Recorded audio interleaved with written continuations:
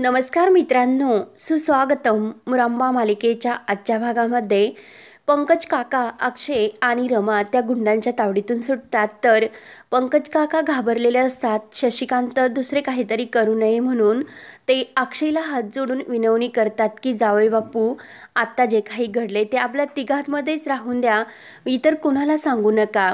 तेव्हा रमा म्हणते की काका तुमच्या पायाला लागले, त्या अगोदर आपण हॉस्पिटलमध्ये जाऊन येऊयात.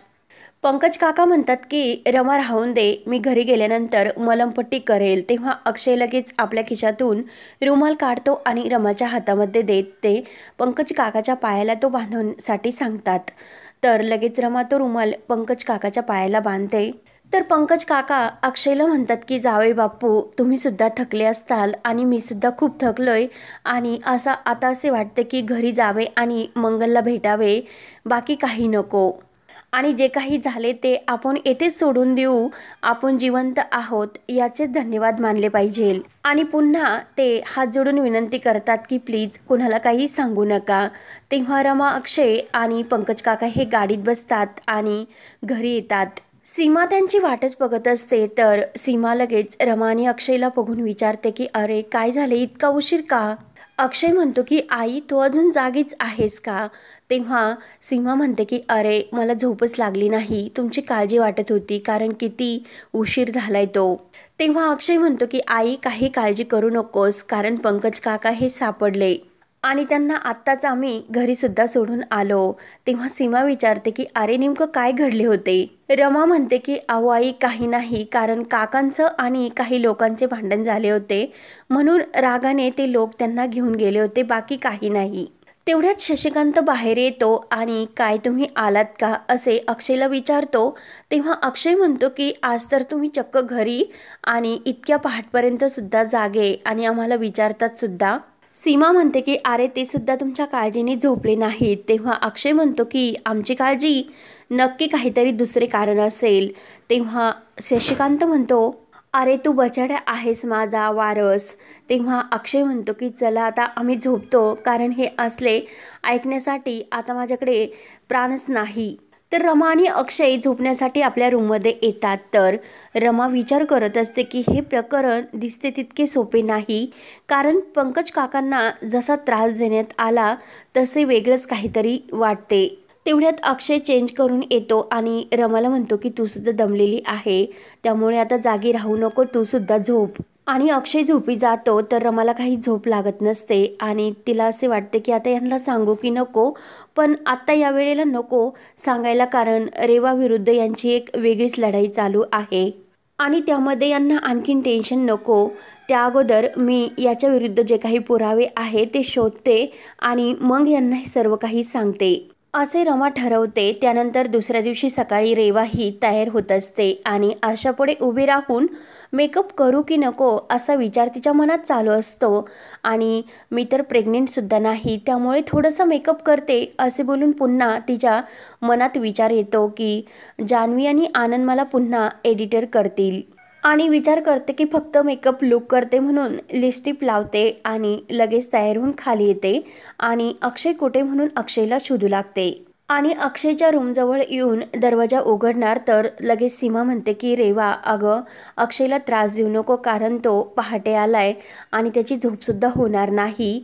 तेव्हा रेवा विचार करते की पहाटे आला, तेव्हा पुन्हा ती दरवाजा वाजवायला लागणार. तर सीमा म्हणते की अगं तो थकून आलाय, तू कशाला त्याला त्रास देते? रेवा म्हणते की ते मला कळले, परंतु माझं त्याच्याकडे काम आहे, ते काम झाल्यानंतर तो परत झोपेल म्हणून रेवा ही दरवाजा उघडण्यासाठी थापा मारू लागते. तेव्हा सीमाला रेवाचा राग येतो आणि काय मुलगी आहे ही, फक्त स्वतःचाच विचार करत असते असे बोलून ती पुन्हा किचनमध्ये येते. आणि त्याच वेळेस इकडे रमा झोपेमध्ये तिला भासवत असतात आणि ज्या गुंडांनी अक्षयला पकडलेले असते तर रमा ही झोपेमध्ये म्हणत असते की आहो त्यांना सोडून द्या, त्यांच्या डोक्याला जी बंदूक लावलेली आहे ती काढा. तेव्हा अक्षयला जाग येते आणि अक्षय लगेच रमाला म्हणतो की अगं रमा मी आहे येते आणि प्रेमाने तिच्या चेहऱ्याला हात लावतो. तर रमा लगेच झोपी जाते. तर अक्षय विचार करतो की खरंच किती टेन्शनमध्ये असते आणि सासरचं, माहेरचं, नवऱ्याचं आणि सर्वांचं या बिचारीच्या डोक्यावर किती टेन्शन आहे, सतत टेन्शनमध्ये असते. तर रमा ही अक्षयचा हात आपल्या चेहऱ्याची म्हणजे असा अलगद घेऊन झोपलेली असते. अक्षयसुद्धा प्रेमाने तिच्या चेहऱ्यावरून हात फिरवतो आणि परत झोपायला लागतो. तेवढ्यात दरवाजावर आवाज येतो. तेव्हा अक्षय दरवाजा उघडतो आणि रेवाला म्हणतो की तू येथे काय करतेस. तेव्हा रेवा म्हणते की अरे मला आणि बाळाला कुठेतरी लॉंग ड्रायव्हिंगला जावे वाटते, मग तू प्लीज आम्हाला घेऊन जाशील का. अक्षय म्हणतो की अगं तुला न्यायला मला आवडले असते, परंतु ऑलरेडी आम्ही खूप दमलेलो आहोत, त्यामुळे तू दुसऱ्या कुणाला म्हणजे आब्याला वगैरे कुणाला तरी घेऊन जा. रेवा म्हणते की अरे तो ऑफिसला गेला आणि आपण क्लोज फ्रेंड आहोत ना, त्यामुळे मला तुझ्यासोबत जावंसे वाटते आणि डॉक्टरांकडे सुद्धा जायचे रुटीन चेकअपसाठी, त्यामुळे जाऊन दे, मी मॅनेज करेन, एकटी जाईन मी. तर अक्षयच्या मनात येते की हीच एक शेवटची संधी आहे आणि तो लगेच रेवाबरोबर जाण्यासाठी तयार होतो. तर रेवा म्हणते की एक काम कर, तू रमाला याबद्दल काही सांगू नको, कारण तिला घरातील कामं करावे लागते, त्यामुळे तिला जरा आरामच करून दे. तर अक्षय म्हणतो ठीक आहे आणि आपल्यामधील मी रमाला काहीच सांगत नाही आणि हे तर मी कसे सांगेल. तेव्हा रेवा खुश होते. तर अक्षय आतमध्ये येतो आणि रमाला उठू की नको असं त्याला वाटत असते आणि तो लगेच रमाला उठवण्याचा प्रयत्न करतो आणि रमा काही उठवत नसते. तेव्हा अक्षय म्हणतो की अगं ती चिचुंद्री आली आणि ती मला कुठेही घेऊन जाईल, त्यामुळे तू प्लीज उठ ना. रमा काही उठवायला तयार नसते. तर अक्षय म्हणतो की आम्ही एकत्र कणीसुद्धा खाऊ, नारळ पाणीसुद्धा पिऊ आणि तिकडे गेल्यानंतर मी तिची गुंड म्हणून छेडसुद्धा काढेल. तर रमा लगेच तटकनी उठते आणि अक्षयची कॉलर धरून तुम्ही तिची छेड काढणार का असे रागाने बोलते. तेव्हा अक्षयला खूप हसू येते आणि छेड तर मी तुझीच काढणार आणि त्या दिवशी खरंच किती मजा आली होती. तेव्हा रमा म्हणते की पण आता तुम्ही माझी छेड नाही काढू शकत. तेव्हा रमा आणि अक्षयला त्या क्षणाची आठवण होते. तर रमा म्हणते ठीक आहे, आता मी झोपते, मला खरंच खूप झोप आली.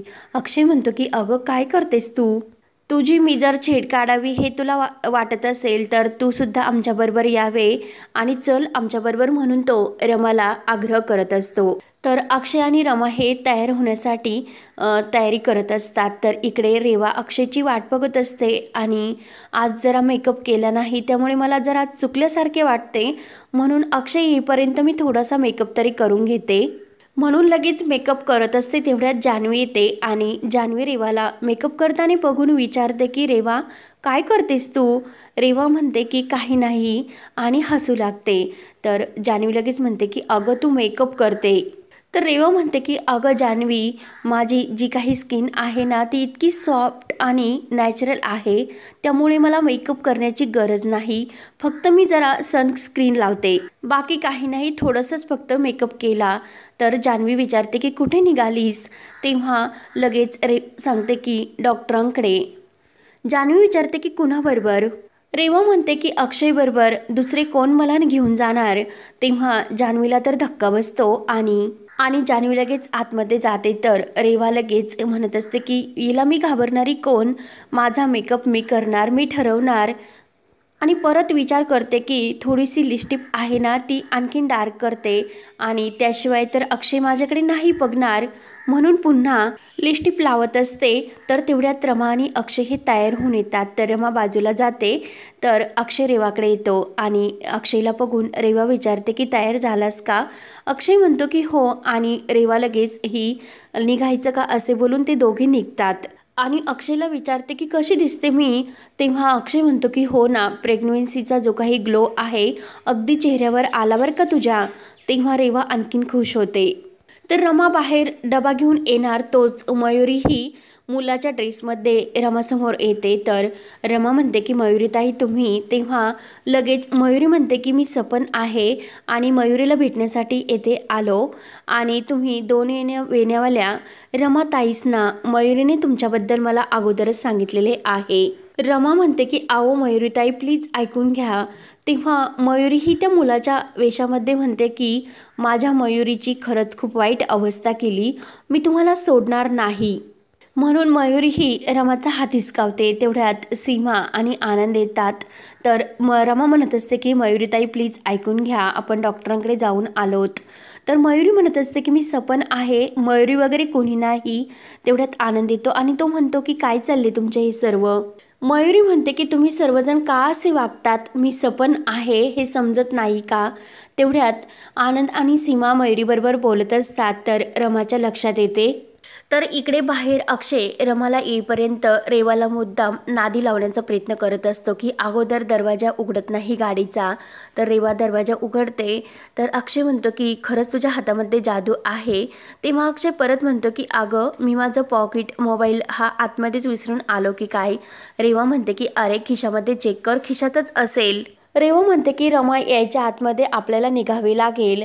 तर अक्षय म्हणतो की तू काही म्हणालीस का. रेवा म्हणते की नाही अरे चल ना, आपल्याला उशीर होतो जाण्यासाठी. अक्षय म्हणतो की हो हो. तर अक्षय गाडीमध्ये बसतो आणि मुद्दाम सीट बेल्ट उलटाच लावतो. रेवा म्हणते की अरे असा नाही असा, आणि तीनदा असे मागे वळून का बघतो. तर अक्षय रमा का आली नसेल याचाच विचार करत असतो आणि रमाची वाट बघत असतो. रेवा विचारते की अरे अक्षय आपण फिरण्यासाठी कुठे जातो. तेव्हा अक्षय म्हणतो की फिरायला. तेवढ्यात रमा ही जोरात आहो असे ओरडतच बाहेर येते. तर अक्षय मुद्दाम डोक्याला हात लावतो.